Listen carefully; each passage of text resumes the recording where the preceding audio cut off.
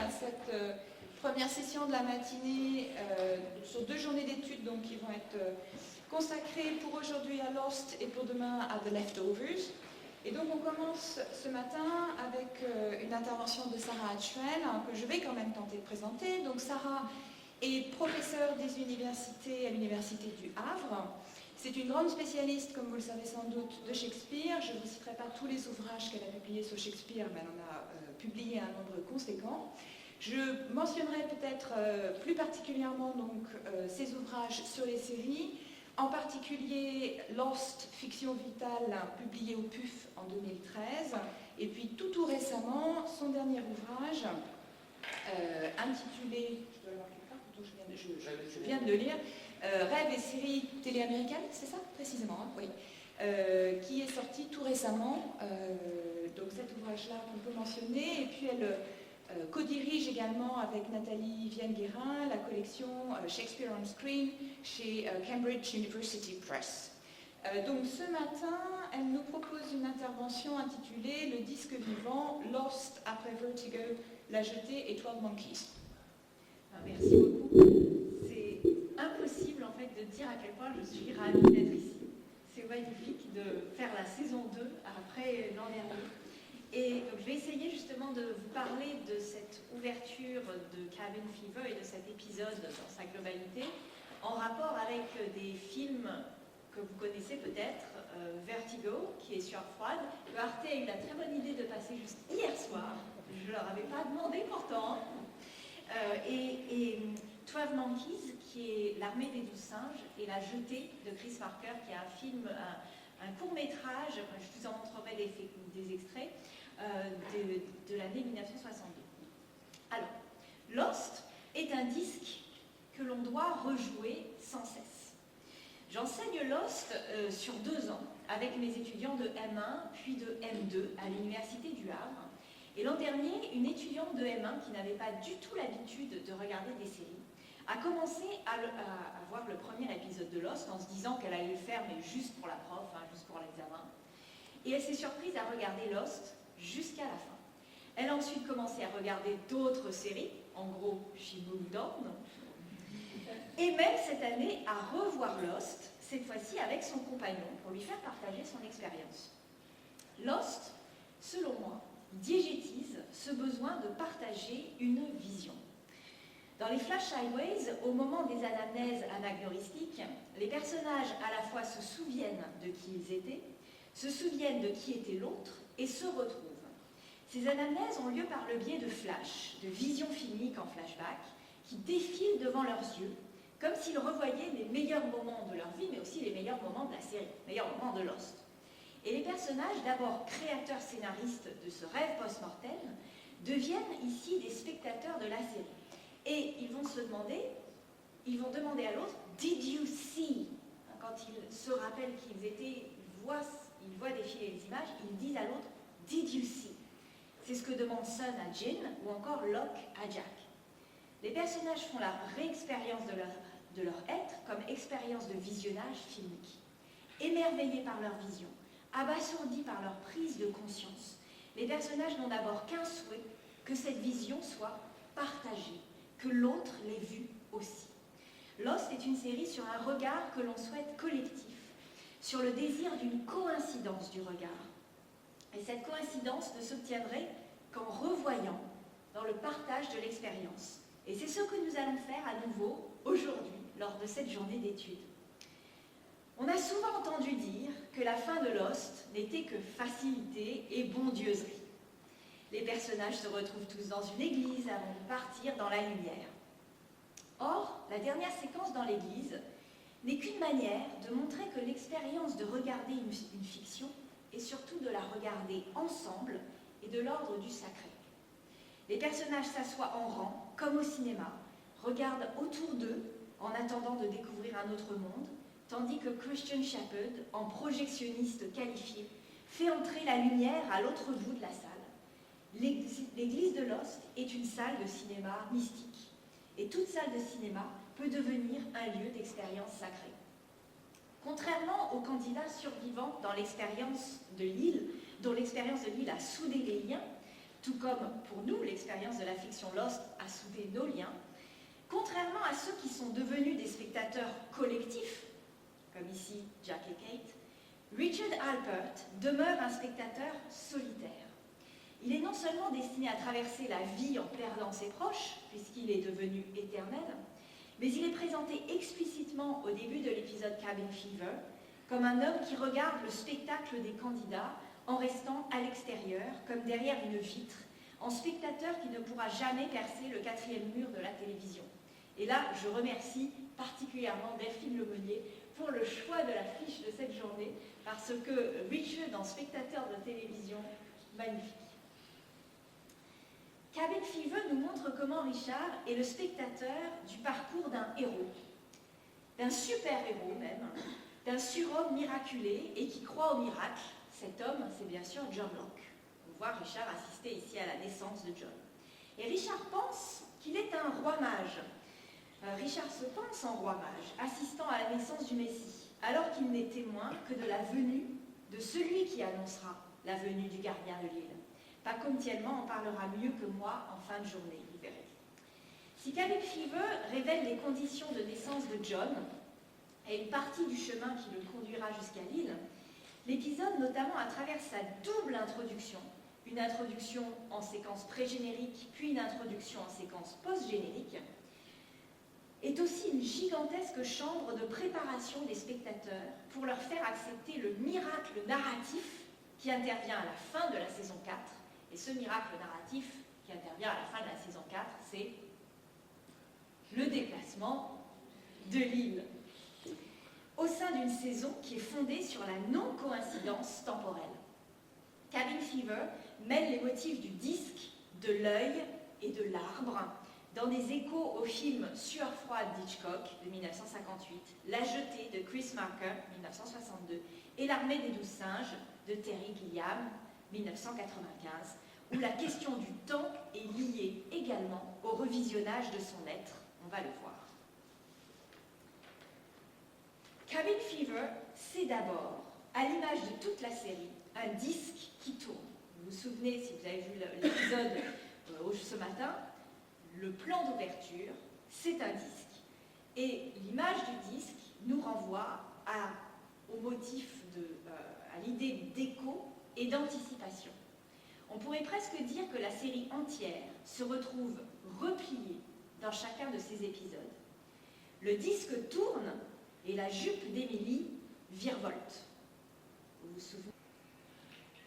On entend mieux sans... C'est bizarre. Donc, le disque tourne et la jupe virevolte.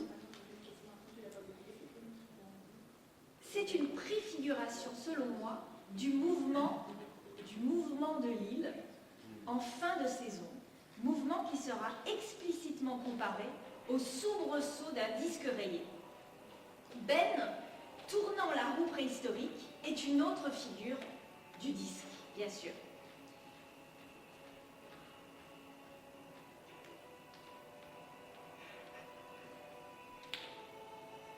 Et ça, c'est bien sûr le dernier épisode de la saison 4.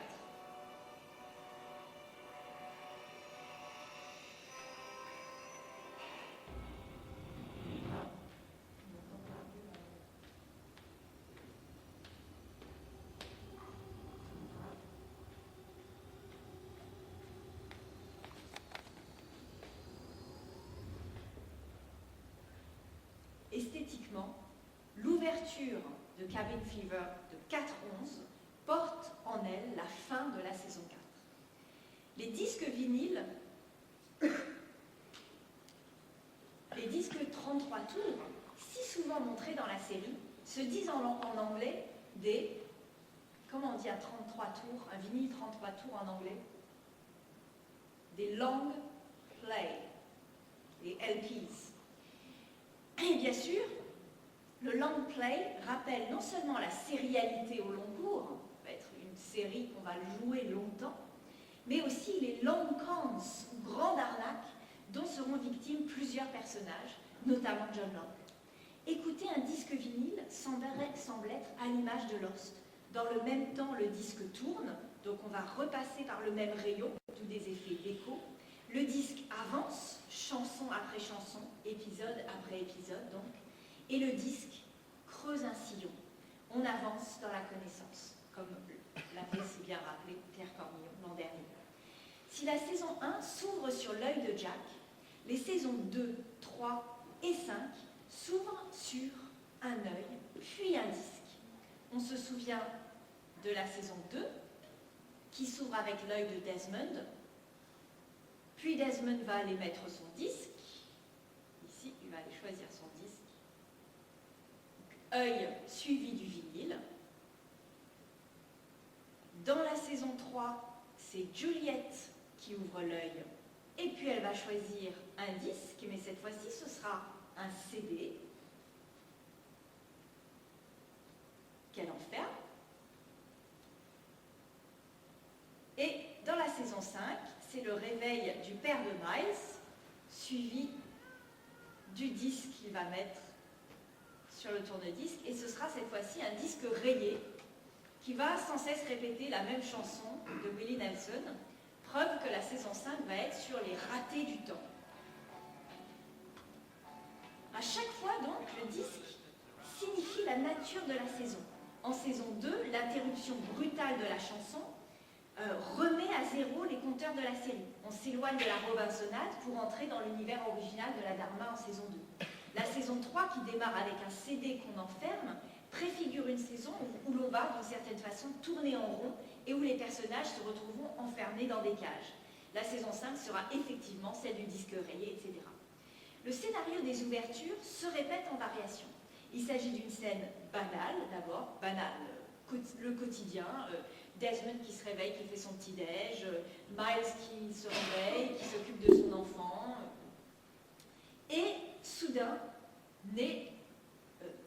la surprise va arriver, le choc. C'est ce qui va se produire dans ce début de Cabin Fever, qui agit, qui fonctionne comme un début de saison, alors qu'en fait, il s'agit du 11e épisode de la saison. Nous croyons d'abord assister à une scène quotidienne banale, ce qui se reflète dans le titre du disque choisi, qui est Everyday de Buddy Holly. Une jeune fille se prépare gentiment à sortir avec son amoureux, mais elle se fait renverser par une voiture. On découvre alors qu'elle est enceinte et que le bébé à qui elle donne naissance est John Locke. Choc et révélation. Emily, qui se maquille au début de la séquence, peut se lire comme un indice qu'elle va bientôt accoucher, puisque dans l'épisode 4-7, 4 épisodes auparavant, Son se maquille de la même manière juste avant de perdre les os et d'accoucher de Gion. Le bébé John, placé dans l'incubateur, anticipe aussi le dernier épisode de la saison où John est découvert dans un cercueil. Donc là, on voit le bébé John dans son incubateur, épisode 4-11. Dernier épisode de la saison, le voici. Le dernier moment de la saison 4. Là aussi, ça va être une révélation. His name, alors, dans le début de Cabin Fever, c'est His name is John. Fin de la saison 4, c'est His name was John. It was not Jonathan... Jeremy Bentham. Voilà, it was not Jeremy Bentham, it was John Locke. Donc vous voyez comment, encore une fois, l'épisode 4-11 contient d'une certaine façon, préfigure la fin de la saison. Le bébé est appelé par l'infirmière bébé miracle, car il a survécu au fait d'être prématuré et a eu plusieurs maladies. Ceci, une nouvelle fois, préfigure le miracle que va accomplir Locke à la fin de la saison, miracle dont il parle à Jack, faire bouger l'île. Je vous montre cet extrait, mais je ne sais pas si on a le son, donc je ne sais pas si c'est la peine de le passer, si on n'a pas le son. Goodbye, John. Vous entendez un peu? You're gonna have to lie. Excuse me? You have to go? Then you have to lie about everything. Jack, qui ne croit pas encore en l'île, et John qui va lui dire mais c'est un lieu où les miracles se produisent et tu vas voir ce que je vais faire. On est dans un des dialogues qui préfigure la conversion de Jack. And you don't believe that, Jack. You can't believe that. Just wait till you see them. Le bébé John est aussi appelé par l'infirmière a fighter, un combattant, un guerrier. Il choisit d'ailleurs le couteau lors du test de Richard. Au lycée, il va choisir l'action et le sport plutôt que la science.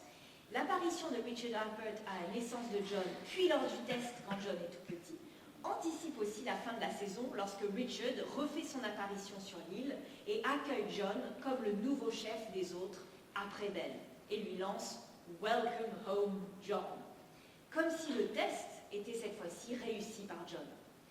Emily, la mère de John, porte le même nom que celle de Ben Linus, une mère que l'on a rencontrée déjà dans l'épisode 3.20. Les deux Emily accouchent de manière prématurée, comme si le destin de Ben et de John était lié, mais ces accouchements prématurés suggèrent aussi un rapport spécifique au temps. Dans cette saison 4, le temps sort de ses gonds.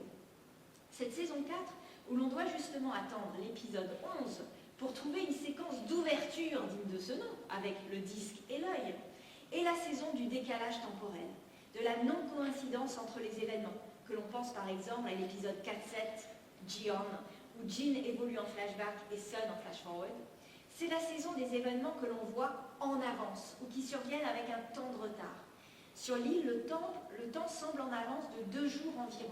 Pensons à la mort du docteur sur le cargo, qui arrive bien après la découverte de son cadavre sur l'île. L'expression « cabin fever », qui est le titre de l'épisode qu'on va étudier, qu'on étudie là, a d'abord été utilisée dans l'épisode 4-7, donc 4 épisodes auparavant, par le capitaine du cargo, pour décrire le fait que son équipage devient fou, qu'il souffre de la fièvre des cabines, de l'enfermement. Donc l'épisode 4-11 porte ce nom à retardement et applique l'expression à toute autre chose. Trouver la cabine d'Horace utilisée par Jacob. La saison 4 est celle où la conscience de Desmond voyage aussi dans le temps, dans l'épisode de Constant, avec sa thématique de l'amour parfait et inébranlable, ce que la chanson Everyday de Buddy Holly reflète. Every day seems a little longer, every way love's a little stronger. Mais cette chanson est employée à contre-temps, puisqu'elle semble d'abord illustrer le faux amour que porte Anthony Cooper à Emily Locke. Cette chanson que l'on entend au début de l'épisode 4-11, il s'applique plutôt à l'amour de Desmond et Penny, et pas à ce faux amour qui est dramatisé au début de 4-11. Ce décalage et ce contretemps sont à mettre en lien également avec le fait que la chanson Everyday est sortie en septembre 1957, soit 1 an après la date de naissance de John Locke. John Locke qui est supposé naître le 30 mai 1956. Emily n'aurait donc pas dû pouvoir jouer ce disque le soir de son accouchement. Ce que Lostpedia sur Internet considère comme une bourde, le blooper, c'est classé dans les bloopers de la série, est en fait révélateur d'un temps déjà hors de ses gonds dans la fiction. En ouverture des saisons, c'est d'abord l'œil que l'on voit, normalement en premier, avant même de voir le disque. On l'a vu dans les saisons 2, 3, 5, c'est un réveil suivi d'un disque que l'on passe. Or, dans cette première séquence de 4-11, l'œil d'Emily est ouvert par l'infirmière après l'accident, bien après l'écoute du disque. Donc, elle a écouté son disque, elle sort, elle subit l'accident.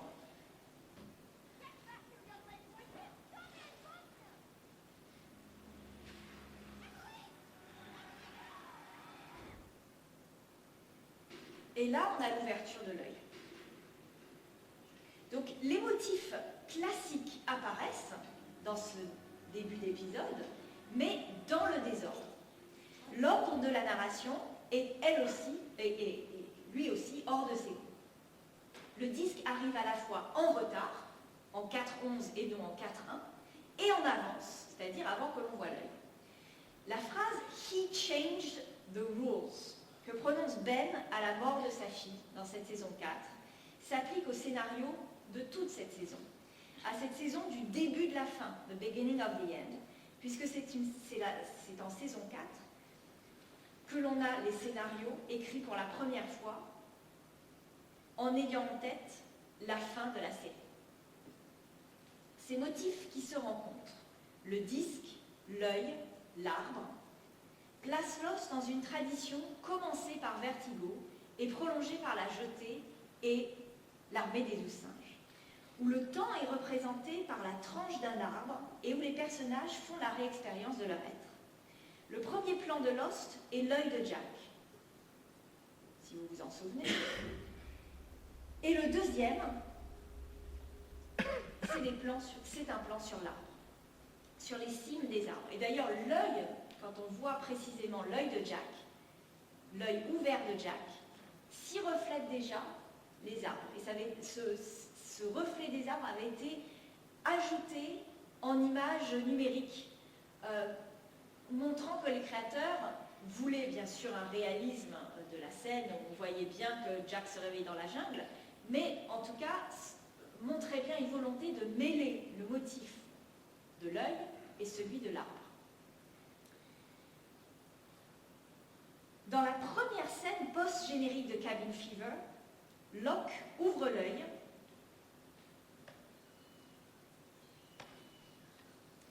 dans son rêve et rencontre Horace qui coupe un arbre, toujours le même arbre, dans une séquence mécanique en disque rayé, où Horace va lui annoncer qu'il est mort depuis 10 ans. Je ne vais peut-être pas passer toute cette séquence, vous l'avez tous en tête, vous l'avez vu tout à l'heure.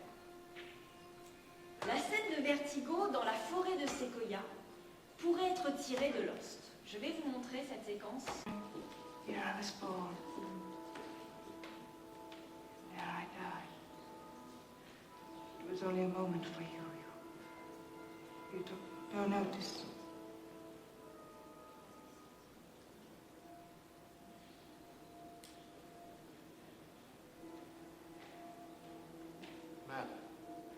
Donc dans cette séquence, on trouve des arbres très hauts, une cabane, une apparition-disparition quasi fantomatique. Ici, on va avoir l'impression que la jeune femme s'est volatilisée.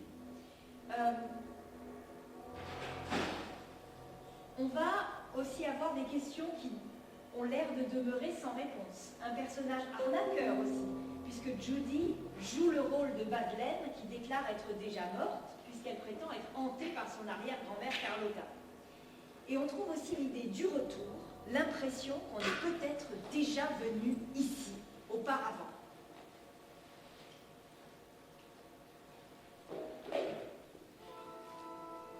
Madeline. Madeline, where are you now? Here with you. Where? The old trees. Have you been here before? Yes. When? When were you born? Long ago. Where? When? Tell me. Madeline, tell me. No. Madeline, tell me what it is. Where did you go? No, I what can't takes you tell you. away? When you jumped into the bay, you didn't know where you were. You gasped, but you I didn't didn't know. jump. I didn't jump. I tell you. Why Told did me you I jump? jumped. Why did you jump? No, I can't tell you. Why did you jump? What was there inside that No, told you to please. jump? Please. What? What?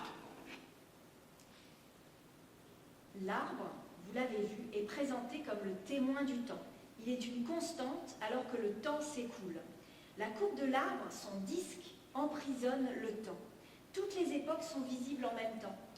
Et vous avez vu, Judy, Madeleine, montre un endroit où elle est morte, qui est dans le passé. Les arbres sont des disques qui évoluent en accrétion, comme la série Lost. On y retrouve l'idée de la strate, de la couche d'information qui s'ajoute et qui fait sens avec le tout. Chaque épisode de Lost est une coupe d'arbre qui contient en elle-même tout le temps de la série. Dans chaque partie se déploie le tout. Cette scène de Vertigo se retrouve citée dans La Jetée en 1962.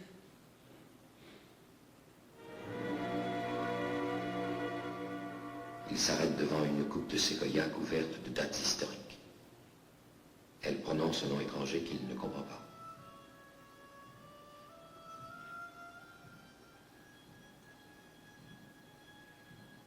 Comme en rêve, il lui montre un point hors de l'arbre. Il s'entend dire « Je viens de là ». Parce qu'il vient du futur. C'est un film Et de il tombe science-fiction. à Le bout de personnage force. a été projeté dans un futur pour essayer de sauver les humains dans le temps présent. Et cette jetée a été adaptée dans un film de 1995, 12 Monkeys, donc l'armée des 12 singes.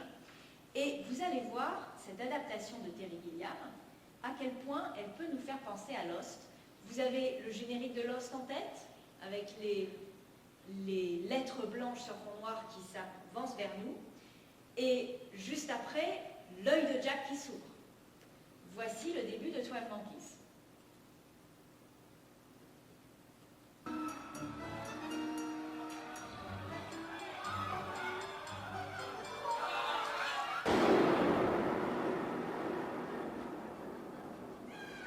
Et on se trouve dans un aéroport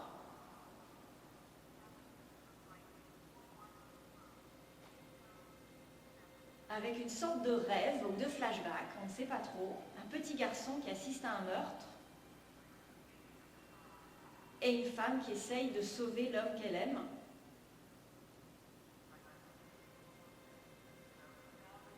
Ça commence sur une vision. Et le petit garçon devenu grand, dans un futur apocalyptique, se réveille, c'est bien sûr Bruce Willis. Et voyez à quel point Lost va commencer comme 12 Monkeys. La série s'ouvre et se ferme sur les yeux du héros. Et 12 Monkeys commence par le rêve de ce héros, qui s'avérera un souvenir en flashback.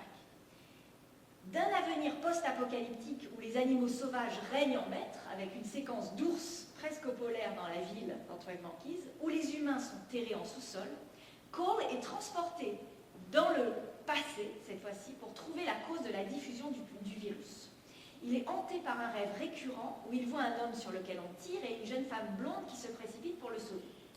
En voyageant dans le passé, il est d'abord pris pour fou, il se retrouve à l'asile, avec des séquences qui vont vraiment nous faire penser à ce qui se passe pour Libby et Hurley dans la série Lost. Juste avant la séquence finale, il se réfugie dans un cinéma où il voit Vertigo.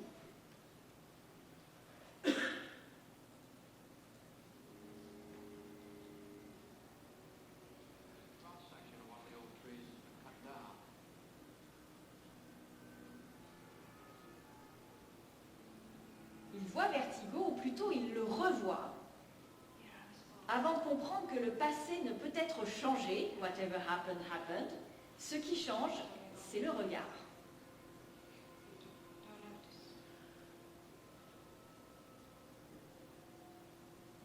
I think I've seen this movie before. When I was a kid, I saw it on TV. I did see it before. Oh, jeez. Been here before?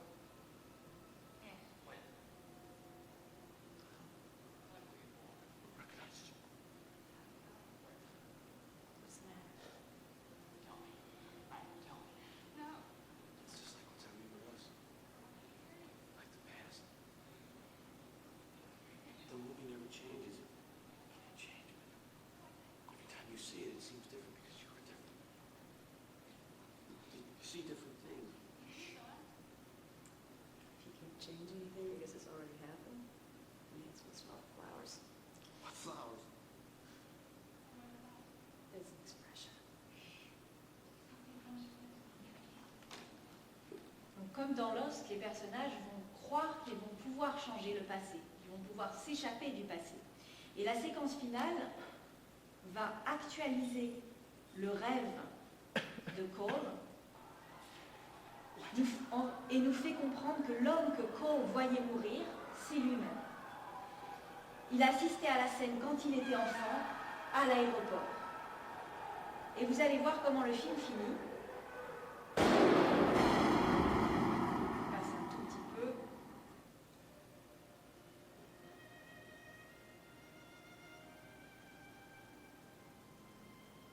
La femme qui, elle, sait, elle comprend qu'en fait, le petit garçon était l'homme qu'elle aime et que le petit garçon est dans l'aéroport, il est en train d'assister à la scène et elle va trouver son regard. Et bien sûr, elle va marquer le petit garçon qui n'aura de cesse de penser à cette femme et de rêver à la scène.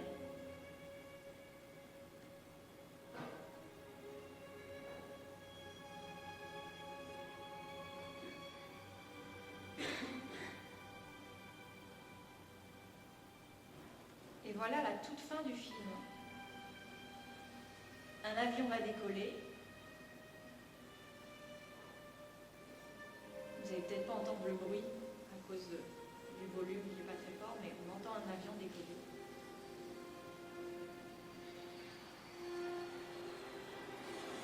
Et les yeux du petit garçon qui regarde l'avion décoller. Mais des yeux qui ne se ferment pas.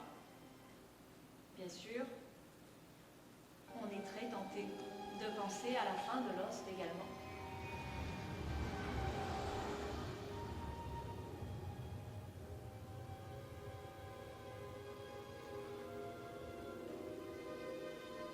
Et dans Lost, on va finir sur un seul œil, pas sur deux, sur un. Lost transforme les deux yeux en un globe oculaire, suggérant l'importance du disque unique, le globe, l'île, le 33 tours, la coupe de l'arbre. Lost prend ainsi le relais de 12 Monkeys. On y trouve la même esthétique steampunk, notamment, et rétro-futuriste, on trouvera dans les séquences d'Arma, mais surtout l'importance de l'éducation du regard à travers le revisionnage des images, et notamment le revisionnage de son propre être.